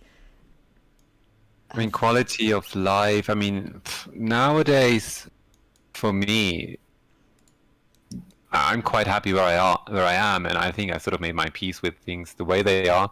Yeah. But I think for someone like I think one thing is extremely like that really makes a difference, and it's not even a big thing. If we could remove downtime between tries or waiting for people to fill, that would really make my raid experience a lot better. I know it's not so much inherently game, but I think that's something where I thought it was unnecessary that we had to wait like an hour for a 10th person to join or something. Yeah. And for me, it would be when you go to click on the teleport thing to go to the other side of the map, because you're wiped for the 15th time, and you accidentally click return to the aerodrome instead of the place where you want to go. That would be nice. Yeah, definitely has happened before as well. Yeah. And the last question, being teleported is part of the rotation? No. Um, And so what kind of rotation? yeah, Mirage it is. yeah. It depends. If you want to be like the tank and you want to, I don't know, you just have this crazy idea that you want to tank from the other side of the map, get in that portal, get in the blue, and just go over there and make your team run to the other side of the field for you. I don't know. And if you ever do that in my raid, I swear to God, you're getting the boot. No, I'm kidding. I'm kidding. Did I rub off on you? Yes, you did. Ooh. But yeah, I think that's all we've got time for. And I want to thank my lovely voices here, Kenzo and Misterred, and my lovely mod Katie for banning that personalia. And yeah, this has been really, really good, I think. Did you two? Yeah, it was really fun. I liked it a lot. Yeah. Yeah. If I get any Liked the more questions as well. Oh yeah, absolutely. Some of the questions were, even I've learnt something today. But yeah, if I do have any other crazy ideas, I will sort of come and give you guys a poke and like, hey, you wanna come have a chat? I hope we could sort of take the fear out of this whole raiding thing. Yeah. And I hope people will take the chance to raid with DERV to get into raid. It's a nice environment. I've been there before, so Yeah. they made me feel welcome, right? And I made the experience that sometimes when you come as an experienced raider, people sort of exclude you and it's like, oh, what's he doing here? Yeah, no. DERV welcomes everyone, regardless of anything. It doesn't matter if you're like a pro raider or if you're just like literally you've just joined the game and you're just like, huh, PvE stuff, overworld, that's easy. I want to do something hard. DERV is there for you. But yeah, no, this has been great, and I want to thank everyone for coming today. And this will be up on my YouTube and my Twitch. Probably tonight, maybe tomorrow, we'll see. But yeah, have a good night, everyone, and thank you all for coming tonight. Yes. Have a good Thank you. night. Have a good night. Bye.